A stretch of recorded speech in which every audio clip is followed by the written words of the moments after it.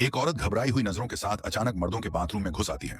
उस वक्त अंदर नहा रहा था डॉग शेंग। उसे समझ ही नहीं आया कि कुइहुआ यहाँ क्या कर रही है, मगर उसे कुछ पूछने से पहले ही कुइहुआ ने उसका मुंह दबा लिया और फिर अपने फुर्तीले हाथों से छलांग मारकर उसके ऊपर चढ़ गई। उधर बाहर से एक 80 साल का बूढ़ा आदमी बाथरूम में घुस आया।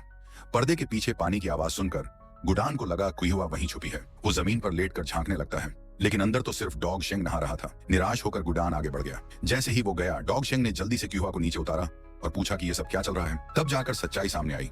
गुडान अपनी बेटी की शादी एक 60 साल के बूढ़े से जबरदस्ती करवाना चाहता था।